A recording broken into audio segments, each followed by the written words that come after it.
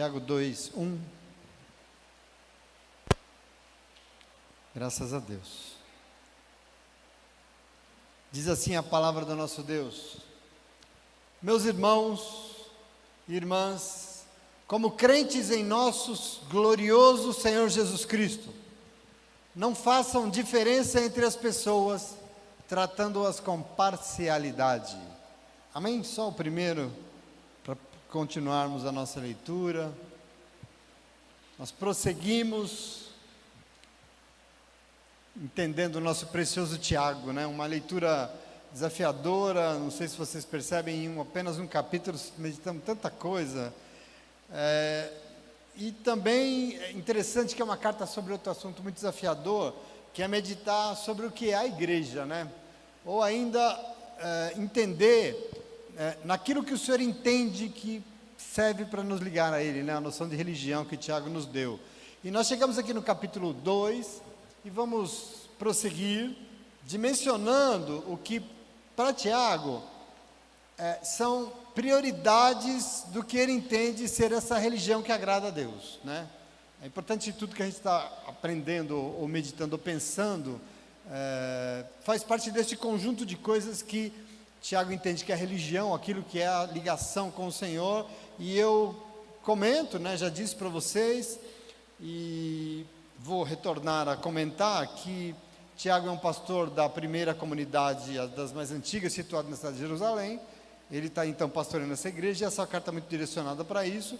E pensar nisso é muito importante, porque quando nós pensamos na história da igreja, quando nós pensamos naquilo, Tiago está falando da igreja, né? Daquilo que nós construímos, que as pessoas construíram e hoje chamam de igreja, mudou demais desde esse princípio que nós estamos lendo, desde os primórdios. A coisa, eu queria, aliás, tomar alguns minutos de vocês nesse princípio para explicar um pouco o que foi que aconteceu, porque hoje eu queria que você fizesse uma diferenciação entre aquilo que era e aquilo que se tornou, e ler e entender como é importante a leitura disso. Quer dizer, nos primeiros 300 anos da história da igreja, ela se manteve firme. Ela tinha os seus problemas, lógico, os problemas que surgiram e sempre surgem quando se reúne muita gente num lugar, né? Sempre dá problema. Mas, mesmo com esses problemas, a igreja não perdeu seu foco durante 300 anos.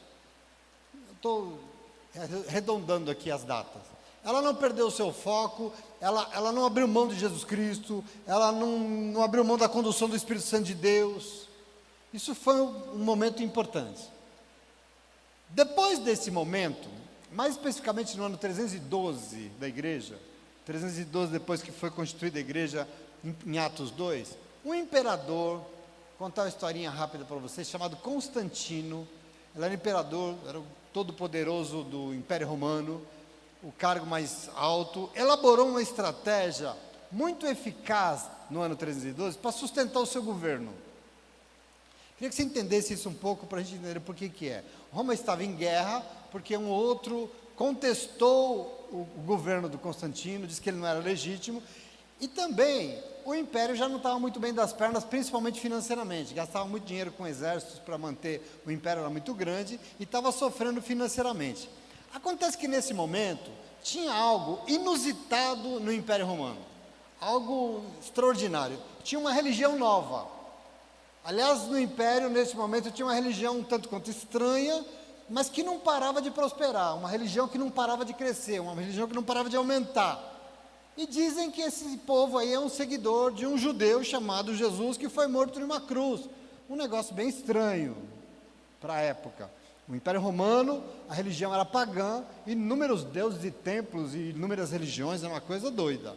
Mas enfim, nos primeiros 300 anos de história, aquelas comunidades que começaram lá em Atos 2, em Israel, que nós já vimos a comunidade de Jerusalém, nós vimos a comunidade de Paulo, do Evangelho, isso se expandiu de uma forma e cresceu demais. Essa comunidade que foi constituída pelo Espírito Santo de Deus, sustentada pelo Espírito, cresceu e se espalhou pelo império inteiro. Uma coisa quase descontrolada. Ele já contava com uma quantidade enorme de membros, enorme, vocês não dão conta. E eram pessoas muito atuantes. Quando a gente leu a carta de Diogneto, por exemplo, a gente entendeu. Eram pessoas que eram muito crentes no seu Deus, no Senhor Jesus, davam um testemunho dentro do império do que é ser um verdadeiro cristão, uma cristã de verdade. Eles eram muito atuantes, um povo muito espiritual. Aonde eles chegavam, onde eles existiam, onde se constituía uma comunidade, fazia toda a diferença naquele lugar onde eles estavam. Era um povo muito atuante, muito forte. Eu já contei algumas coisas aqui. Inclusive, o império tentou impedir de todas as formas, desde incendiar Roma, que Nero fez em 64, até acusações horríveis, falando que os cristãos, quando celebravam a ceia, comiam carne humana, bebiam sangue humano. Eram acusações muito fortes e tinham perseguições, arenas cheias de leões onde eram jogados os cristãos, fogueiras humanas, enfim. O império tentou impedir de todas as formas, mas eles não abriam mão do seu Deus. Era um povo muito firme, era um povo muito aguerrido. O imperador, então, esperto, no ano 312, disse o quê? Imagina o seu governo meio abalado, ele enfrentando uma guerra que poderia derrubar ele do trono. As finanças do império estavam enroladas. No ano 312 ele inventou uma história, e aí diz que ele se converteu. E a história é muito interessante, eu vou contar. Ele era até então adepto do paganismo, com os seus muitos deuses e muitos cultos. Mas em dado momento, em 312, em meio a uma batalha, ele diz que teve uma visão. E ele ia cruzando uma ponte, essa é a narrativa dele.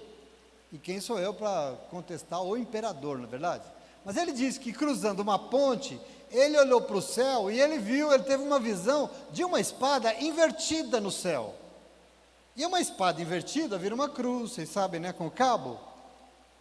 Ele diz que teve essa visão de uma espada invertida que viraria uma cruz e recebeu uma mensagem que ele iria vencer a guerra pelo poder de uma cruz e não da espada. Essa mensagem que ele diz que recebeu. Enfim, ele foi lá e venceu a guerra contra o seu oponente. E ele diz que foi por causa dessa visão e por causa da igreja que ele ganhou a guerra. E aí, presta atenção, ele diz que se converteu, não aceitou Jesus nada. Ele disse que, né, igual uns que vão se batizar lá no Rio Jordão, mas ele proibiu a perseguição à igreja cristã. Não pode perseguir eles mais, porque agora eu me converti. Mais adiante, além de não perseguida, a igreja então passou a ser tolerada dentro do império, porque ela não era tolerada, mas passou a ser, e um pouco mais adiante, ela se tornou a religião oficial do Império Romano todo, e mais à frente ainda se tornou uma religião obrigatória para todo mundo que morava no império. Olha isso. Olha que reviravolta. Ou seja, por decreto, todos os moradores do império eram obrigados a se converter ao cristianismo. Por lei. E as religiões pagãs, então, agora que são perseguidas. Olha o que aconteceu, que coisa doida. Agora, veja, depois disso, depois dessa vocês entenderam o acontecimento? Depois desse acontecimento, o que aconteceu? A igreja precisou passar por umas adaptações, aliás, bem rápidas, para se amoldar e tomar conta desse império inteiro. E aí surgiram um monte de ensinamentos e coisas para adaptar. Por exemplo, surgiram os santos. Por quê? Porque era tanto Deus pagão que cada pessoa seguia na sua casa, que para atender essa demanda de Deus pagão e trocar tudo, tinha que ter os santos. Então começou a ter um monte de santos. Você entende aqui o problema? Por exemplo, surgiu a definição de catolicismo, por exemplo, surge aqui. Por exemplo, o domingo passou a ser o dia do Senhor, porque não era. Mas o domingo era um dia de um outro culto pagão lá, que passou a ser o dia do Senhor. Dia 25 de dezembro passou a ser o dia do nascimento de Jesus. Enfim, um monte de... As hierarquias, por exemplo, não tinha na igreja, começa a ter. Surgiram os papas. A denominação de papa surgiu aqui, como fruto dessas adaptações da igreja dentro do império. Entende isso? E aí, isso que para os padres na época foi a maior bênção que a igreja recebeu. Porque eles ficaram todos empolgados, os padres falavam, não, agora, né, para eles começarem a entender que começou o milênio, porque no Apocalipse diz do milênio que assim, Jesus veio à Terra e ele era governado por 1000 anos, né? Eles falaram, o milênio que está no Apocalipse começou agora. Eles acharam, os padres, que aquilo era uma bênção enorme, só que não. Por quê? Porque na verdade, aquilo tudo acabou por descaracterizar completamente aquela igreja inicial que o Espírito Santo de Deus constituiu com os seus valores, o Evangelho e tudo que você entende que está na Bíblia sobre o que é igreja, o que é a igreja de Jesus. Isso começou a tomar um rumo que vai ficando longe daquilo que era esses primeiros 300 anos, aquilo que nós estudamos na Palavra de Deus. A igreja se desconfigurou completamente. Entende aqui a história que aconteceu? Isso é importante para você entender o que nós estamos falando aqui em Tiago, porque agora ela é uma igreja toda poderosa, política, econômica, inclusive militarmente. Tinha um exército. Sendo o braço direito do imperador no primeiro momento, ela ficou tão poderosa, ela tinha tão mais dinheiro e poder do que qualquer imperador. Ela virou o poder supremo no planeta, para você entender. E é em decorrência disso que formatou essa igreja que você conhece hoje no mundo. Entende de onde veio? Não começou assim, não tem nada de plano de Deus em nada disso, mas foi uma consequência dessa coisa. Eu costumo dizer que o imperador Constantino comprou a igreja, e ela virou o que ela virou, isso que você conhece nos dias de hoje, isso que você entende como igreja. E aí eu quero que você entenda que uma igreja poderosa, uma igreja cheia de grana, criando teologias muito distantes, inclusive daquilo que Tiago está nos ensinando, e que nós vamos ver hoje, que nós já vimos nos últimos estudos. Portanto, a carta de Tiago é muito importante para a gente entender isso que eu estou falando para vocês. Por que eu estou comentando essa história para vocês? Para você tomar posse. Porque ela revela a igreja antes de tudo isso. As cartas de Paulo também. São problemas domésticos, mas estão longe disso que você entende de igreja hoje. Mas você precisa entender por quê. Aliás, na época, nem igreja, antes disso não era nem igreja, era comunidade. Eram pequenos grupos que não tinham templos, né? Eram comunidades nos moldes que o Espírito Santo de Deus criou, sustentou e impulsionou. Era um povo reunido em nome de Jesus que fazia a obra de Deus. É isso que é a questão para Tiago. Lógico, cheia de problemas, porque é um ajuntamento de pessoas muito diferentes, mas já no primeiro capítulo nós vimos aqui muitos princípios importantes para nós, a comunidade cristã. Esse é um bom termo.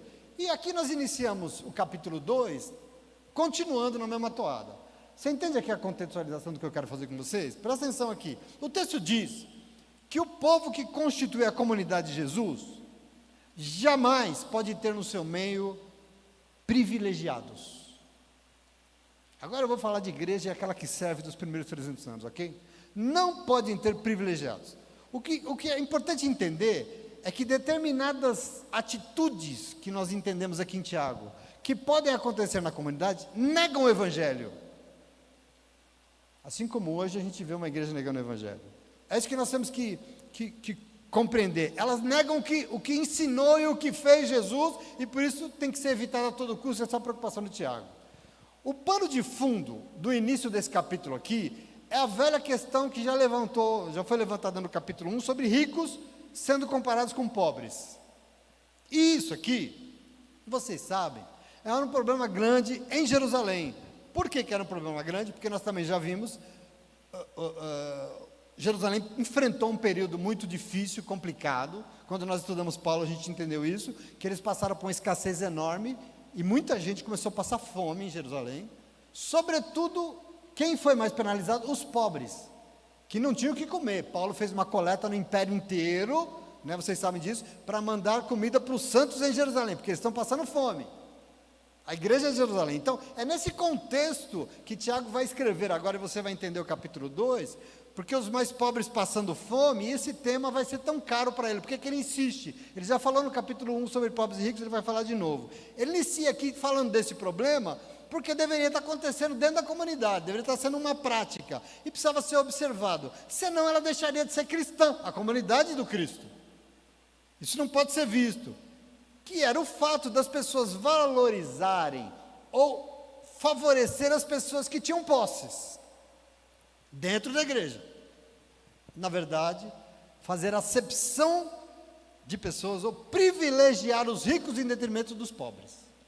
Isso aqui é o problema que ele vai enfrentar. Porque ele diz: meus irmãos, minhas irmãs, nós que somos crentes no nosso glorioso Senhor Jesus Cristo, não podemos fazer diferença entre as pessoas. Não podemos fazer o quê? Acepção de pessoas, tratando-as com parcialidade. E aqui o convite de Tiago é para a gente não misturar as coisas da fé no Senhor, fazendo acepção de pessoas tratando umas melhores do que as outras, valorizando quem mais tem em detrimento daqueles que estão passando necessidade. Isso é uma coisa que estava acontecendo dentro da igreja, e só lá. Observe que ele enfatiza que nós não podemos misturar fé com privilégio, porque uma comunidade que é cristã, ela se fundamenta pelo Espírito Santo de Deus, e é Ele que move todas as coisas, e jamais pode ver então diferenças, distinções ou privilégios de qualquer espécie. Por quê? Porque em Cristo Jesus, nós aprendemos com Paulo, todos nós somos um, independente de idade, de gênero, de raça, de posse, independente de qualquer diferença, para Deus nós somos um, o seu povo. Comunidade que é de Jesus não é lugar de distinções ou de merecimentos, porque tudo é nivelado. Deus olha, Ele não vê aquele, Ele vê o seu povo. Todos têm os mesmos direitos, independente de quem são. As oportunidades têm que ser iguais para todos e todas. Não é essa igreja que o homem pode mais porque a mulher, porque o... Sabe? Na comunidade de Jesus, de forma nenhuma, alguém vale pelo que tem. Essa é a questão para Tiago. E por isso, nós temos que nos manter no Evangelho. Como? Usando Jesus e o amor dele como medida para todas as coisas e não o dinheiro. Aliás, anda em voga, né? Aliás, eu sou de um tempo, quando eu estudava teologia, isso era um problema. O maior dízimo da igreja manda na igreja. Percebe? Não é assim, o irmão compra o banco dele e ninguém mexe, né? E aí Tiago vai dar um exemplo, para você entender. Versículo 2, presta atenção nisso, versículo 2, até o 4. Ele fala assim, ó, suponham que na reunião de vocês, entre um homem com um anel de ouro e roupas finas, e também entre um pobre com roupas velhas e sujas. Se vocês derem atenção especial ao homem que está vestido com roupas finas e disserem, aqui está um lugar apropriado para o Senhor, mas disserem ao pobre, você fique de pé ali mesmo, ou sente-se no chão, junto do estrado onde eu ponho os meus pés, vocês não estarão fazendo discriminação, fazendo julgamentos com critérios errados. Está escrito aí na tua Bíblia, sim ou não? O questionamento dele, veja, Tiago é muito claro, porque ele está dizendo aqui sobre de quem é o lugar chamado comunidade. Você é rico, você é cheio de ouros, um carrão, você veio aqui na nossa reunião, então tem um lugar apropriado aqui para o senhor sentar, para o senhor ocupar. Você é pobre, então você fica para lá que você está atrapalhando, está cheirando mal aqui, vai, por favor, vai para lá, você está sujo. Agora a pergunta aqui é, comunidade de Jesus é lugar para quem? Se a comunidade de Jesus é o lugar da reunião dele com o seu povo, ela é lugar para quem? Segundo Tiago, o lugar da reunião com o seu povo jamais pode ser um lugar de privilégios, não importa qual, não importa o tipo, porque se for um lugar de privilégios, demonstra que nessa reunião aí alguém não veio, alguém ficou de fora. Lê isso no contexto que se tornou a igreja que eu acabei de falar para vocês. Uma igreja cheia de pompas, de plumas e paetês e circunstâncias. Uma igreja cheia de grana. Uma igreja que busca poder a todo tempo, todo custo. Parece um contrassenso, sim ou não? Eu quero só mostrar para vocês como a gente está andando longe, está longe disso que é a palavra de Deus. Parece um contrassenso, e porque essa igreja que anda professando essa teologia do poder, e que é o poder e do domínio, tem olhos no poder para dominar, inclusive o poder da grana, que é o que manda. Entenda que o problema que Tiago aqui está nos apresentando é grande, porque se a igreja se rende ao poder da grana, está invalidando o Evangelho. Nós estamos dizendo não para Jesus Cristo. Esse é o problema dele, que corria a igreja lá, porque você precisa entender o que é Evangelho e o que é igreja. No Evangelho, aquele que precisa ser o Senhor da igreja, não tinha lugar nem para recostar a sua cabeça. Marcos 13:1, outro problema. Diz que quando Jesus estava saindo do pátio do templo, um discípulo disse, mestre, veja que pedras e edifícios impressionantes, o templo.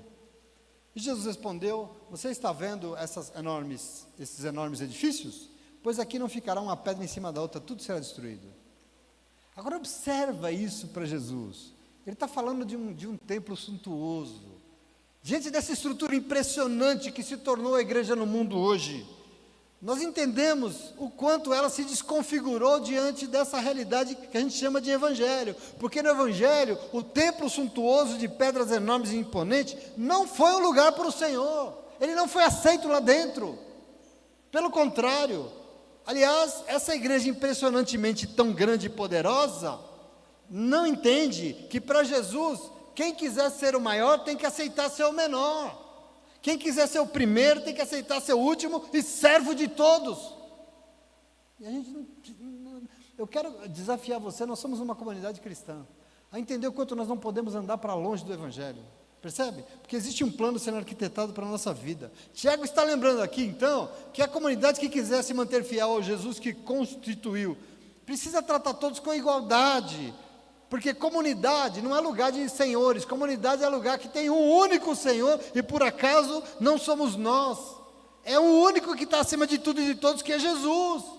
E assim, querido, e ele sendo quem é, renunciou a tudo para ir lavar o pé dos seus discípulos. E nós queremos lugar de destaque.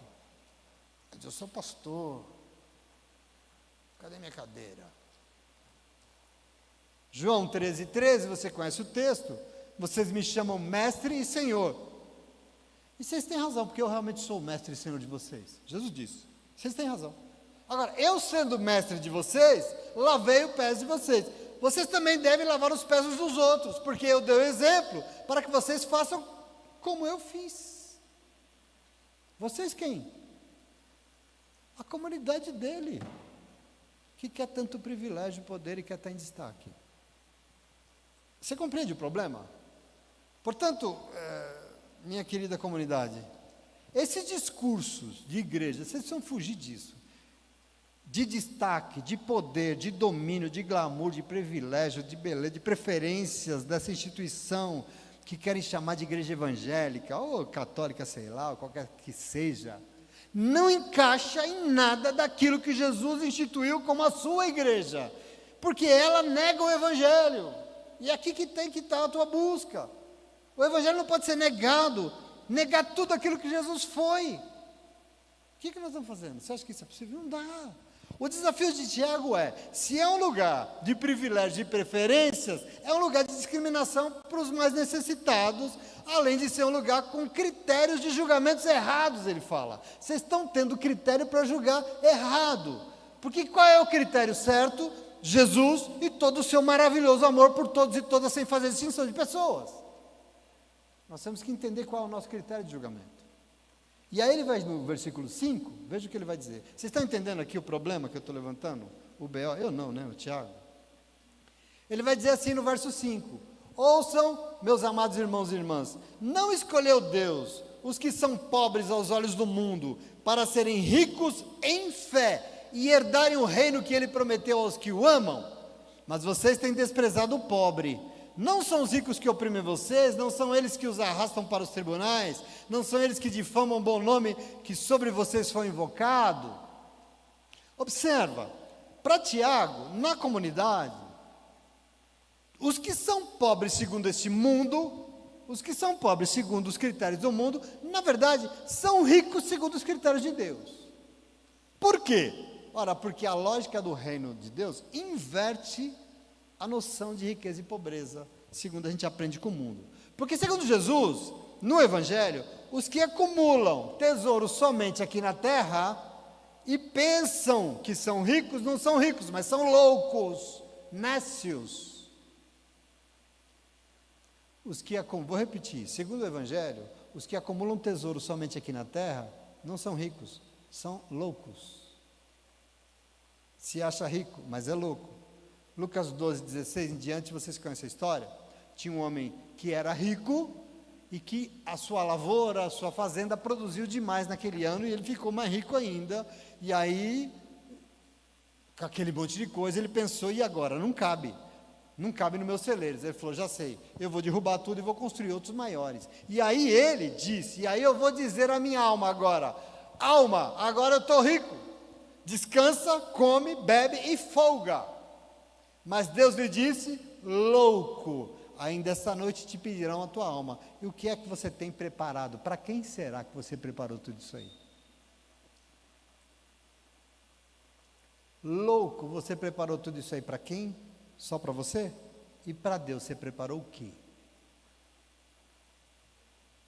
Essa é a maior das pobrezas para Jesus, queridos. A maior. Eu quero que você entenda isso, porque Jesus não quer ninguém pobre. Pobre, segundo o Evangelho, é quem acha que tem muito só para si mesmo. Não tem problema em ter, o problema é ter só para si. Isso é pobreza, porque não faz nada para o reino de Deus. Você está acumulando tesouros aqui, e lá, não.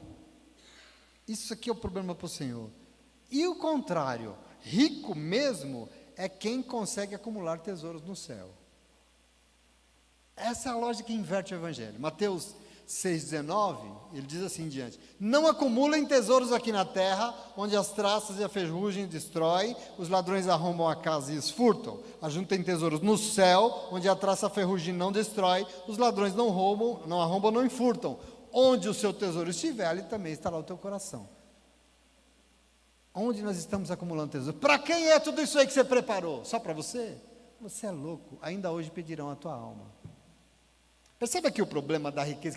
Por essa razão, Tiago está afirmando que Deus escolheu os pobres aos olhos deste mundo para serem ricos, herdeiros de tesouros imensuráveis no céu.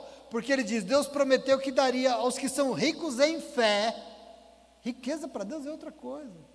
Não tem a ver com ter dinheiro ou não, pode ter, pode não ter, não sei, mas você tem que, para Ele, tendo dinheiro ou não, tem que ser rico em fé, tem que ser rico guardando tesouros no céu, que amam o Senhor, receberão a maior das heranças, que herdar o reino que está preparado a todos, desde a fundação do mundo.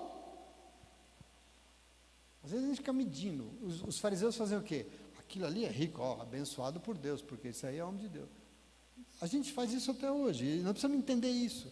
Assim, os pobres segundo esse mundo, jamais podem ser desprezados. Aqui é Tiago, jamais.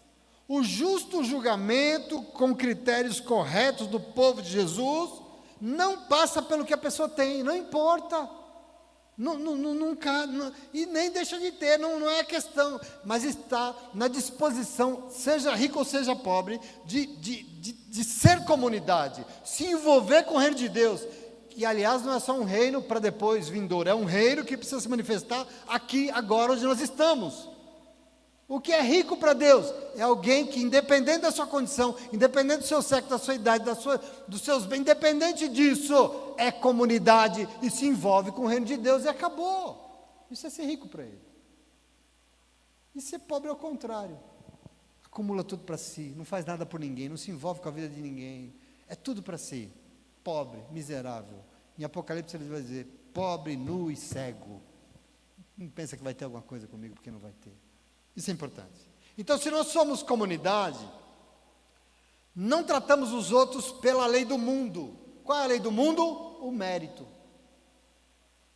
Você ganhou uma grana, você merece. Você é esforçado. Essa é a lei do mundo. Tiago desafia que quando alguém é rico e entra na comunidade, nós não podemos achar que ele está ali porque ele mereceu, e ele merece um lugar supostamente mais apropriado por ele, porque ele merece, ele é rico. Não, o mérito é lei do mundo, não é a lei do reino. É diferente, e nós temos que obedecer à lei do reino. E segundo essa lei, todos são iguais perante Deus, é lei.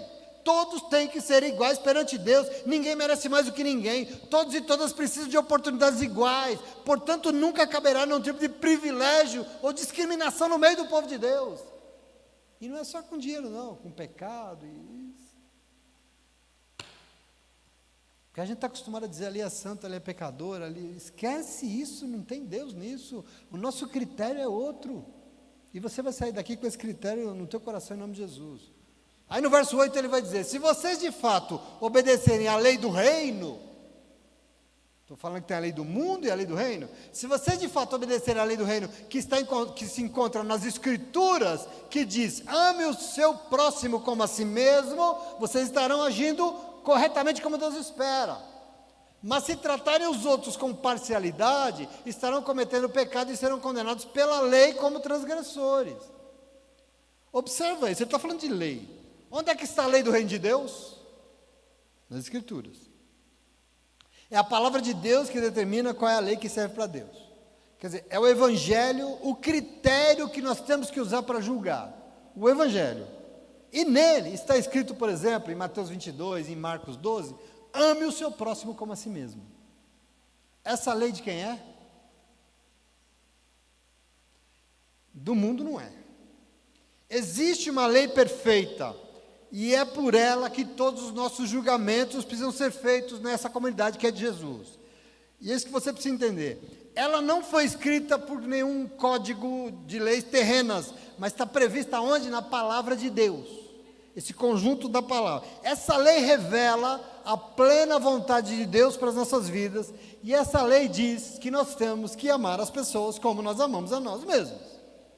Aliás, Jesus disse no Evangelho que nós temos que amar o Senhor com tudo que nós somos e temos, e também o nosso próximo como a nós mesmos, porque não existe mandamento maior do que esse. Isso foi Jesus que disse. Marcos 12, a partir do 30, ele diz assim, ó: ame o Senhor, o seu Deus, de todo o teu coração, de toda a tua alma, de todo o teu entendimento e com todas as tuas forças. E o segundo mandamento é: ame o seu próximo como a si mesmo. Não existe mandamento maior do que esse. Nós estamos falando das duas coisas mais importantes de toda a lei do reino de Deus.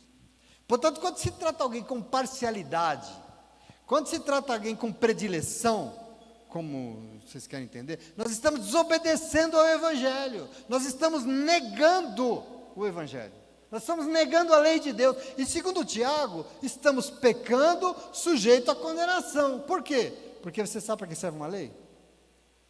Uma lei serve para dizer se está certo ou errado, para julgar e condenar, ou absolver. É porque não cumpre a lei. No mundo é assim, não é? Quando você não cumpre uma lei, você está errando, você vai ser julgado e condenado, sim ou não? Não é para isso que ela existe? Pois é. Se a lei diz que nós temos que amar a Deus mais do que qualquer outra coisa, e as pessoas como a nós mesmos, e nós não obedecemos esta lei, nós somos culpados, e quando formos julgados, seremos sentenciados como culpados, porque nós desobedecemos uma lei.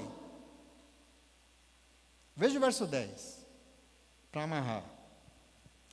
Pois quem obedece toda a lei, mas tropeça em apenas um ponto, torna-se também culpado, porque está quebrando ela inteirinha. Entenda isso aqui. Veja mais, não adianta, de nada adianta achar que obedece às leis, mas deixa uma sozinha de fora. Mas você fala, mas como assim, Jesus? Que negócio é esse? Hein? Quer dizer que eu me esforço o tempo todo, eu vou para a igreja, eu tento fazer tudo certo, e se eu tropeçar em uma só coisinha já era? É, isso mesmo. E eu vou dizer por quê. Por quê? Por dois motivos. Primeiro, se você procurou observar e praticar tudo que está na lei, todos os preceitos, mas deixou de fora o mais importante. O que é mais importante? Amar os outros, como você ama você mesmo. Você fez tudo, você obedeceu, mas você deixou o que mais importa de fora.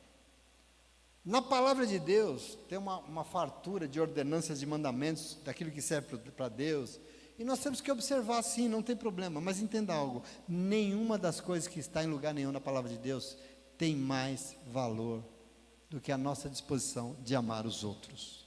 Para Deus nada é mais importante do que isso. Aliás, é pior.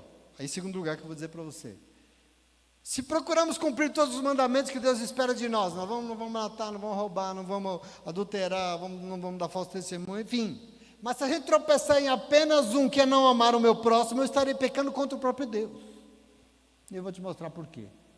Presta atenção. Você pode dizer, mas eu amo o meu Deus, mas Deus é tudo para mim. E eu falo, que ótimo, maravilhoso. Mas se você não amar o seu irmão, esse amor que você está dizendo que tem aí para Deus é mentira. É mentiroso. O senhor acha? Não. A Bíblia diz, 1 João capítulo 4, você conhece o texto? 1 João 4,12, 1 João 4,12, ninguém jamais viu a Deus. Se amarmos uns aos outros, Deus permanece em nós e o seu amor está aperfeiçoado em nós. Sabemos que permanecemos nele e ele em nós, porque ele nos deu o seu Espírito. Ok. Em 1 João 4,20, ele vai dizer, se alguém afirmar, eu amo a Deus, mas odiar o seu irmão, é mentiroso. Pois quem não ama o seu irmão, a quem vê, não pode amar a Deus a quem não vê. Ele nos deu esse mandamento, quem ama a Deus, ame também o seu irmão. Amarra comigo, olha o tamanho do B.O. Eu faço tudo para Deus, mas eu não suporto aquela pessoa. Inutilizou todo o evangelho na tua vida. Porque você está fazendo exatamente, abandonando a principal e aquela que diz que você não ama a Deus coisa nenhuma, você é uma farsa, você é mentiroso. Então, existe a lei perfeita do reino e nela tem o maior mandamento que é o amor. E nós temos que amar a Deus antes e acima de qualquer coisa. Deus, com tudo que nós somos, com tudo que nós temos, com a nossa alma, nosso coração, nossas forças, com tudo. E temos depois que amar as pessoas como nós amamos a nós mesmos. O primeiro e mais importante mandamento, esse, se não for obedecido, vai inutilizar tudo que você faz na igreja que fez até. Levantei minha mão, aceitei Jesus, fui batizado, ai, do meu dízimo, vai estar tudo por água abaixo. Porque você deixou o principal para fora, você deixou Deus e o que Ele espera de você de lado. E aí eu vejo umas coisas na igreja que eu falo, não adianta, está perdendo tempo. Percebe o problema aqui? É enorme.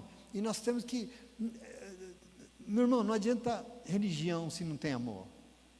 Não adianta. Não adianta igreja, não adianta doutrina, não adianta culto, não adianta carola, não adianta se não tem amor, não adianta. Amor primeiro a Deus e depois as pessoas. E ainda que nós dissemos que nós amamos a Deus, e isso basta? Não basta não. Eu amo meu Deus. Mas trata a sua mulher daquele jeito, trata o seu vizinho daquele jeito, você não ama ninguém, você é um mentiroso. Não tem como dizer que ama a Deus se não amar as pessoas. E se diz que ama a Deus e não ama o seu próximo, está mentindo, ponto. Tiago diz que se cumprimos todos os mandamentos e não amamos o nosso irmão, a nossa irmã, se nos devotamos a Deus, mas nós tropeçamos somente neste ponto, estamos quebrando todo o resto, toda a lei do reino. Pensa nessa lógica. Se quando a gente ama a Deus, nós temos que amar as pessoas, quando eu odeio as pessoas, eu estou fazendo o quê?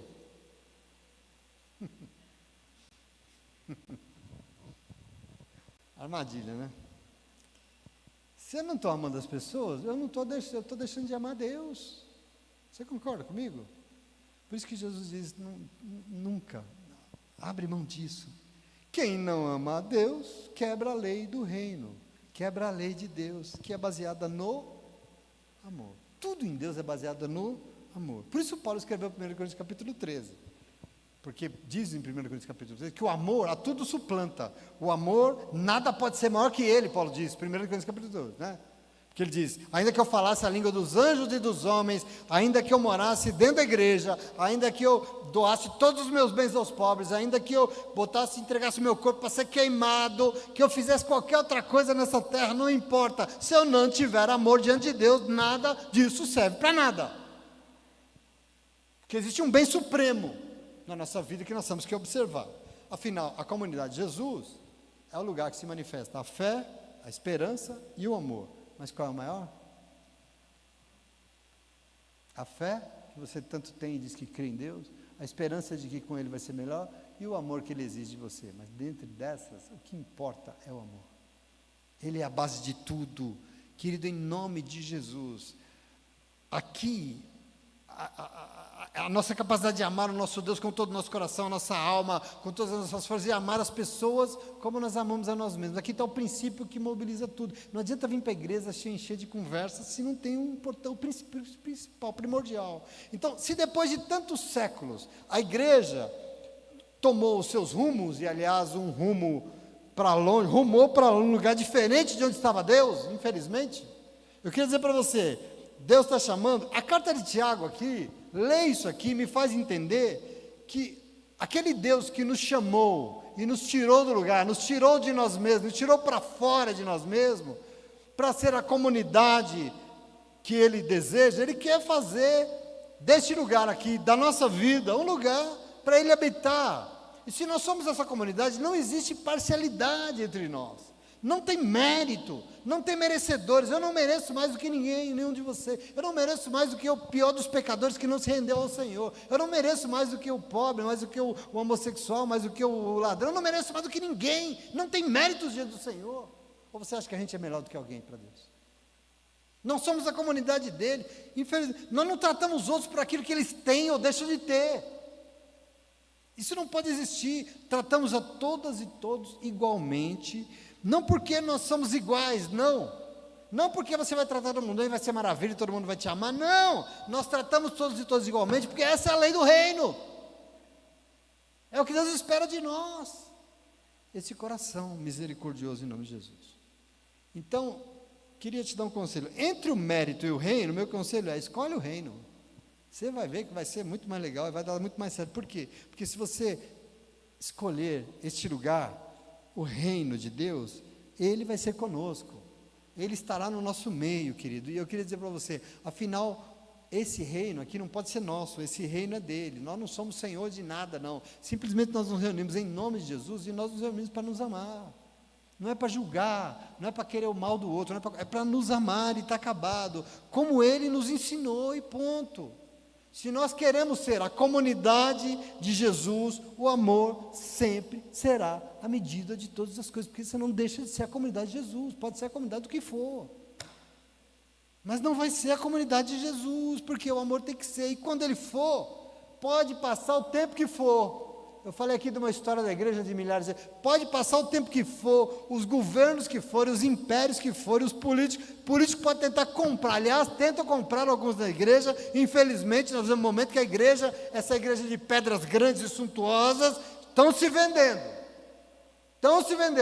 mas o Espírito Santo de Deus sempre vai sustentar uma comunidade que não está à venda, não. Um povo que se mantém fiel ao Espírito Santo de Deus, e aquilo que o Espírito chamou, que tem sustentado o seu povo, que tem prosperado, e é para esse lugar que eu chamo você a entender, se comprometer, e ir se envolver em nome de Jesus. Aliás, eu vi um comentário outro dia de um cara falando mal da igreja, porque a igreja desandou e tal, teologia do domínio e tal, babá. Aí o comentário do cético foi assim: parece que as portas do inferno estão prevalecendo, não se cumpriu. Eu falei: não. Conheça a igreja, você vai ver que tem um Espírito soprando e tem muita gente boa por aí, sendo levantada pelo Senhor, fazendo a obra de Deus, homens e mulheres sérios, homens e mulheres comprometidos com a lei do reino de Deus, amando e fazendo o nome de Jesus prosperar, graças a Deus, porque o Espírito Santo de Deus não desistiu, não. Se a igreja desandou no ano 300, o Espírito de lá ele não desistiu, ele continua sustentando um povo, a comunidade cristã continua de pé. E lá o que prevalece é a lei do reino, é o amor como medida de todas as coisas em nome de Jesus, amém? Não é julgamentos, não é, cuidado com os nossos critérios. Hoje em dia, já de um tempo, a gente está até falando isso essa semana, né, para as meninas, a gente conheceu a igreja num contexto de julgamentos, de dedo pesado, os critérios de avaliar as pessoas é muito difícil, é uma necessidade de julgar, e as pessoas saem expulsas, e machucam, e judia, e é engano, e é mentira, é horrível. E aí, querido, em nome de Jesus, nós estamos sendo chamados essa noite para entender qual é o critério certo. Qual é o critério da nossa medida, do nosso julgamento? Qual é o critério certo? Se chama Jesus Cristo e todo o maravilhoso amor que Ele tem para mim e para você, que é isso que importa no final. Em nome de Jesus. Amém? Entenderam essa palavra? Entenderam qual é o nosso critério? Não adianta olhar, julgar, apontar o dedo e achar que é melhor. Esquece isso, não tem melhor. Não tem mais ou menos. Todos nós somos um em Cristo Jesus. Iguais. Ah, mas o outro é pecador, você também. Ah, mas ele pecou mais do que eu. Não caia nesse engano. Tá bom? Vamos tratar todos com a igualdade que eles merecem, com respeito, e deixando que o Senhor Jesus caminhe no nosso meio e mostre os erros, e mostre os pecados, e mostre os acertos, e mostre o quanto Ele nos ama, porque é tudo que importa no final das contas, em nome de Jesus. Amém? Pode aplaudir o Senhor, fica de pé, vamos adorar.